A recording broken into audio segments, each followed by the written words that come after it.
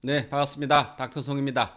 이번 영상에서는 자영업 사장님들에게 절세에 도움이 될 수 있는 금융 상품이 무엇이고, 그 항목을 통해서 얼마만큼 절세할 수 있는지 간단하게 알아보도록 하겠습니다. 자, 이번 영상 끝까지 시청하시면 자영업 사장님들께서 어떤 금융 상품을 얼마만큼 가입하는 것이 절세에 가장 효율적인지 판단할 수 있을 거라고 생각을 하고요. 시청 전에 구독, 좋아요 부탁드리겠습니다. 먼저 사전에 종합소득세 계산식을 한번 알아보도록 하겠습니다. 종합소득세는 이런 식으로 계산이 되죠. 먼저 수익금액입니다. 수익금액은 매출이고요. 매출에서 필요 경비를 빼면 이제 소득금액이 나오게 되고요. 이 소득금액에서 소득공제를 빼면 이제 과세표준이 나오게 됩니다. 이 과세표준의 세율을 곱해서 산출세액이 나오게 되고요. 이 산출세액에서 세액 공제를 빼면 이제 결정세액이 나오게 되는데, 자, 오늘 이번 시간에 이제 제가 말씀드릴 내용이 이 소득공제 상품과 이 세액공제 상품입니다. 이제 절세에 결정적인 영향을 미치기 때문에 이 부분에 대해서 집중적으로 공부해 보도록 하겠습니다. 먼저 소득공제 상품인데요. 국민연금 보험료가 있습니다. 이제 국민연금 보험료는 이제 납부 전액이 이제 소득공제가 되고요. 두 번째로 노란우산 공제가 있습니다. 노란우산 공제는 사업 소득이 1억 원 초과인 분들에 대해서는 이제 납입액과 200만 원 중 적은 금액만 이제 소득공제가 됩니다. 하지만 사업 소득이 1억 원 이하인 경우, 이런 경우에는 이제 납입액과 300만 원 중 적은 금액, 즉 300만 원까지 이제 소득공제가 된다는 뜻이죠. 그리고 사업 소득이 4천만 원 이하이신 분, 사업소득이 4천만 원 이하이신 분들은 납입액과 500만 원 중 적은 금액, 즉 소득이 낮으신 분들은 이제 많은 금액을 이제 소득공제 받을 수 있습니다. 즉 4천만 원 이하이신 분은 500만 원까지 이 소득공제가 가능하다. 이렇게 알아두시면 되겠고요. 세액공제 상품은 이제 크게 두 가지가 있습니다. 연금 계좌 상품이 있고요. 그 다음에 개인형 퇴직연금 IRP가 있습니다.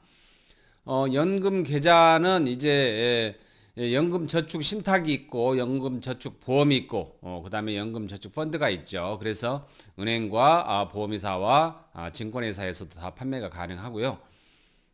불입금액은 이제 연 400만 원 한도까지 이제 불입금액 연 400만 원 한도 내에서 세액공제가 가능합니다.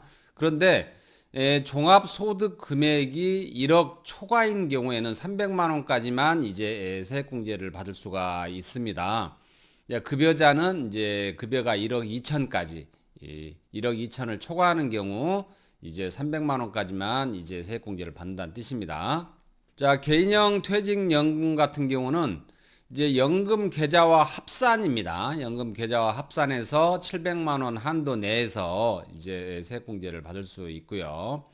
불입금액 700만 원 한도 내에서 일정 비율만큼 세액공제가 된다는 뜻입니다. 하지만 또 일정 조건 하에서는 연금 계좌 600만 원 한도와 합산해서 연 900만 원까지 또 세액공제 혜택을 받을 수가 있습니다. 이것은 아주 특별한 경우니까 바로 알려드리도록 하겠고요. 어쨌든 세액공제 상품은 이제 연금 계좌 상품과 개인형 퇴직연금 IRP 두 가지가 있다. 이렇게 보시면 되겠고, 연금 계좌는 이제 400만 원까지, 그 다음에 IRP는 이제 연금 계좌 합산해서 700만 원까지 이제 이렇게 세액공제 받을 수 있다라고 보시면 되고요. 하지만 이제 종합소득 금액이 이제 1억 초과하는 경우에는 이제 300만 원까지만 이제 연금 계좌에서 300만 원까지만 세액공제를 받을 수 있다. 이제 이렇게 보시면 되겠습니다. 이제 급여자는 이제 1억 2천 초과인 경우입니다. 자, 그러면 이제 소득공제 상품인 노란우산 공제의 이제 장점에 대해서 한번 알아보도록 하겠습니다. 노란우산 공제의 장점은 최대 500만 원까지 소득공제가 가능하죠. 최대 500만 원까지 가능하다. 물론 이제 일정 소득 이하인 경우입니다. 그 다음에 납입액 전액, 압류로부터 안전하게 보호를 합니다. 사업을 하다 보면 이제 어떤 그 압류로부터 자유로울 수가 없죠. 그래서 그럼에도 불구하고 노란우산 공제는 전액 압류로부터 안전하게 보호된다. 이렇게 보시면 되겠고요. 그 다음에 이제 최근에 은행 금리는 매우 낮죠. 뭐 1% 내외인데 은행보다 이제 높은 연복리 금리를 적용하고 있다. 이렇게 보시면 되겠고, 그 다음에 납입금액 이내에서 저리로 또 대출도 가능합니다. 이런 이제 장점이 있고요. 노란우산 공제를 가입할 때 또 유의하셔야 될 게 이제 단점인데, 어떤 단점이냐면 부동산 임대사업자는 자영업자라고 하더라도 소득공제가 불가합니다. 그래서 부동산 임대업자는 해당이 되지 않는다라는 거. 과거에는 이제 그 법인의 소규모 법인 대표들도 많이 가입을 했는데 2016년 1월 1일 이후 가입자부터는 연봉 7천만 원을 초과하는 법인 사업자 대표는 이제 소득공제가 불가하도록 되어 있습니다. 그렇기 때문에 가입은 가능하지만 소득공제가 안 되기 때문에, 그래서 법인 사업자 대표가 가입을 하려면 이제 연봉 7천만 원 이하로 이렇게 책정을 해야 되겠죠. 그 다음에 두 번째로는 정당한 사유 없이 해지할 경우에는 이제 환급받았던 세금이 당연히 추징이 됩니다. 하지만 이제 60세 이상이고 이제 납입 기간이 10년 이상인 경우는 이제 불이익 없이 해지가 가능하다, 이렇게 알아두시면 되겠고요. 즉 60세 이상이고 납입 기간이 10년 이상인 경우에는 이제 불이익 없이 해지가 가능하다는 뜻이고, 그 다음에 폐업 시에도 불이익 없이 해지가 가능합니다. 자, 이 두 가지 경우를 제외하고는 정당한 사유 없이 해지할 경우에는 이제 환급받았던 세금이 추징되니까 이제 가입을 하기 전에 이런 점 미리 유의해 주시기 바라겠습니다. 그러면 이제 소득공제에 따른 이제 소득공제 금액과 그에 따른 환급액을 한번 계산해 보도록 하겠습니다. 먼저 소득금액이 4천만 원 이하인 경우에는 이제 소득공제 한도가 500만 원이라고 했죠. 이랬을 때 예상 세율은 이제 6.6%, 16.5% 구간에 들어가게 되는데, 예상 환급액은 이제 33만 원에서 82만 5천 원 이렇게 환급받을 수가 있겠습니다. 그런데 소득금액이 이 4천만 원을 초과하고 1억 원 이하인 경우, 이런 경우에는 이제 소득공제 한도는 300만 원이고요. 예상 세율은 16.5%에서 38.5% 구간에 들어가게 되겠습니다. 그러면 예상 환급액은 49만 5천 원에서 115만 5천 원, 또 이렇게 되겠습니다. 그리고 소득이 1억 원을 초과할 경우에는 이제 200만 원까지만 이제 소득공제에 적용이 되고요. 예상 세율은 38.5%에서 49.5%, 자, 이렇게 되는데, 예상 환급액은 77만 원에서 99만 원, 자, 이렇게 되겠습니다. 자, 다음은 연금 저축에 대해서 한번 알아보도록 하겠습니다. 연간 400만 원까지 세액공제가 가능하다라고 했죠. 그런데 만약에 이제 중도 인출 시에는 이제 세액공제 받은 원리금에 대해서 16.5% 기타 소득세가 추징이 됩니다. 그렇기 때문에 가입을 하기 전에 내가 지속해서 중도 인출을 받지 않고 이걸 납입을 할 수 있는지 반드시 검토를 해야 되고요. 또 중도 인출 시에 세액공제 받지 않은 금액에 대한 있습니다. 예를 들어서 연간 500만 원을 불입을 했는데 400만 원은 세액공제를 받고 100만 원은 불입을 하지 않았다라고 하면 그 100만 원에서 발생한 이자에 대해서 또 16.5% 기타 소득세가 추징이 됩니다. 그래서 세액공제 받은 원리금에 대해서는 이제 16.5% 기타 소득세가 추징이 되고, 세액공제 받지 않는 금액에 대해서는 이자에 대해서만 이제 16.5% 기타 소득세가 추징된다라는 거. 물론 중도 인출시입니다. 이렇게 알아두시면 되겠습니다. 가입 전에 반드시 체크를 해 주셔야 되고요. 그러면 이제 세액공제 한도하고 이제 환급액을 한번 보도록 하겠습니다. 자, 연금 저축은 이제 한도 금액이 이 400만 원과 300만 원 두 가지가 있죠. 400만 원 한번 보도록 하겠습니다. 종합소득금액이 4천만 원 이하인 경우에는 이제 환급률은 16.5%, 환급액은 66만 원 되겠고요. 종합소득 금액이 이 4천만 원을 초과하는 경우, 물론 급여자는 이제 4천만 원 대신 5,500만 원을 적용을 합니다. 자영업자니까 4천만 원을 초과할 경우 13.2%를 적용을 하고요. 환급액은 52만 8천 원 이렇게 되겠습니다. 그런데 이제 그 세액공제 한도가 300만 원인 분들이 있죠. 이런 경우에는 이제 종합소득 금액이 1억 원을 초과하는 경우, 자, 급여자는 1억 2천만 원을 초과하는 경우입니다. 환급률은 13.2%고 환급액은 52만 8천 원이 되겠습니다. 그런데 IRP 이 300만 원을 합산하면 700만 원까지 또 세액공제를 받을 수가 있거든요. 그래서 이런 경우에는 4천만 원 이하, 즉 종합소득금액이 4천만 원 이하, 급여자는 5,500만 원 이하, 이런 경우에는 환급률이 16.5%고요. 환급액은 115만 5천 원이 되겠습니다.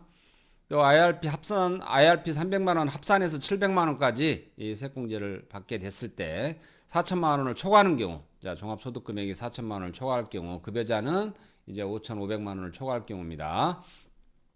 자, 이런 경우에는 환급률 13.2% 적용을 하고요. 환급액은 이제 92만 4천 원까지 이제 환급을 받을 수 있게 되겠습니다. 자, 그러면 개인형 퇴직연금에 대해서 한번 알아보도록 하겠습니다. 자, 연금 계좌 포함 700만 원까지 세액공제 가능하다라고 그랬죠. 연금 계좌 포함 700만 원까지 세액공제 가능하다라고 했고, 중도 해지 시에 세액공제 받은 원리금에 대해서 16.5% 기타 소득세 당연히 추징을 합니다. 중도 해지 시에 세액공제 받은 원리금에 대해서 16.5% 기타 소득세 추징이 가능하고요. 세액공제 받지 않은 부분에 대해서는 이자에 대해서만 16.5% 기타 소득세 추징한다고 또 말씀드렸죠. 이 부분은 이제 연금 저축과 마찬가지입니다. 그런데 어떤 특정 조건하에서는 이제 900만 원까지 또 세액공제가 가능하게 되는데요. 이때 이제 연금 계좌 600만 원 한도입니다. 연금 계좌는. 그래서 연금 계좌 포함 900만 원까지 세액공제가 가능하지만 또 연금 계좌 한도는 이제 600만 원이다 이렇게 보시면 되겠고요. 어떤 조건이냐면 이제 50세 이상입니다. 50세 이상이고 종합소득 금액이 1억 원 이하고 그 다음에 금융소득 종합과세 대상자가 아니어야 됩니다. 그래서 이자 및 배당 소득이 2천만 원 이상인 경우에는 이런 경우에는 이제 금융소득 종합과세 대상자이기 때문에 이 대상자가 아닌 경우입니다. 그리고 또 2022년 말까지만 한시적으로 적용되는 거기 때문에 글쎄 뭐 저는 한시적으로 적용되는 것 때문에 굳이 추가적으로 더 가입할 필요는 없을 것 같습니다. 이건 제 개인적인 소견이고요. 가입하시는 분은 알아서 잘 판단하시면 될 것 같고, 또 세액공제 한도 및 환급액은 아까 말씀드렸던 이제 그 연금 계좌와 마찬가지입니다. 연금 저축 400만 원, 이제 한도 400만 원, 300만 원 두 가지가 있죠. 먼저 400만 원 알아보면 종합소득금액이 4천만 원 이하, 급여자는 5,500만 원이죠. 4천만 원 이하인 경우에는 환급률 16.5%, 환급액은 66만 원 이렇게 받을 수 있고요. 그 다음에 종합소득금액이 4천만 원을 초과, 자, 급여자는 5,500만 원 초과입니다. 이런 경우에는 환급률은 13.2%, 환급액은 52만 8천 원 이렇게 되고요. 그런데 이제 종합소득금액이 1억 원을 초과하는 경우, 급여자는 이제 연봉이 1억 2천만 원을 초과하는 경우, 이런 경우에는 이제 세액공제 한도 금액이 400만 원이 아니고 300만 원이라고 그랬죠. 연금 저축에 대해서. 이런 경우에는 13.2% 환급률이고요. 그 다음에 환급액은 52만 8천 원 이렇게 되게 되겠습니다. 그 다음에 이제 IRP 300만 원을 합산해서 이제 700만 원까지 이제 세액공제를 받게 되는데요. 자, 이 700만 원을 다 받았다라고 가정을 하면 종합소득금액이 4천만 원 이하, 급여자는 5,500만 원 이하인 경우에는 16.5% 환급을 받을 수 있고요. 115만 5천 원 이렇게 받을 수 있습니다. 그리고 종합소득금액이 4천만 원을 초과하는 경우, 급여자는 5,500만 원을 초과하는 경우, 이런 경우에는 환급률은 13.2%가 되겠고요. 환급액은 92만 4천 원 이렇게 받을 수 있게 되겠습니다. 자, 연금 저축이나 개인형 퇴직연금은 이제 사적연금이라고 하죠. 이제 이 연금 저축이나 개인형 퇴직연금을 일시금으로 수령하지 않고 만약에 연금으로 수령을 하게 되면 이제 세제 혜택이 주어지게 되는데요. 그 세제 혜택도 연금 개시를 언제 했느냐에 따라서 많이 다릅니다. 연금 개시를 70세 미만에 했느냐, 아니면 70세 이상 80세 미만에 했느냐, 아니면 80세 이상의 연금 개시를 했느냐에 따라서 세율이 많이 다릅니다. 먼저 70세 미만의 나이에 연금 개시를 했다라고 가정을 하면, 만약에 확정형으로 연금을 받는다 그러면 5.5%의 이제 세금을 부과를 합니다. 종신형은 죽을 때까지 받는 종신형은 4.4%입니다. 그래서 확정적으로 받는 연금보다는 이제 종신형으로 받는 연금이 세율이 더 1% 낮다 이렇게 보시면 되겠고요.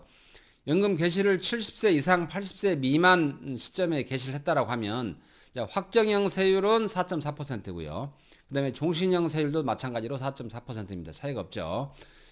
그리고 80세 이상 나이에 연금을 개시했다라고 하면 확정형도 3.4%, 종신형도 3.3% 이렇게 됩니다. 그래서 70세 미만 나이에 연금을 개시했다라고 했을 때만 확정형과 종신형 세율이 달라지게 되겠습니다. 참고사항 말씀드리면 사적연금은 이제 연 1,200만 원 초과 수령 시에 연금으로 연 1,200만 원 초과 수령 시에 위와 같은 세율로 세금이 부과되는 게 아니고 이제 종합과세한다. 이제 즉 종합소득세 계산식에 따라서 이제 따로 계산이 된다라는 거 잊지 않으셨으면 좋겠고요. 그러면 이제 많은 분들이 공적연금과 사적연금을 헷갈려 하시는 분들이 있거든요. 제가 말씀드리는 부분은 이제 사적연금이기 때문에 공적연금은 이제 국민연금, 공무원연금, 그 다음에 군인연금 이제 이런 것들을 말합니다. 이것은 공적연금이라고 하고요. 사적연금은 아까 방금 말씀드렸던 이제 연금 계좌나 이제 퇴직연금 이제 이런 것을 말합니다. 자, 이번 영상 도움이 좀 되셨습니까? 도움이 되셨으면 자, 구독, 좋아요 부탁드리겠고요. 주변에 관심 있는 분들과 많은 공유를 부탁드리겠고요. 다음 시간에 또 찾아뵙도록 하겠습니다. 감사합니다.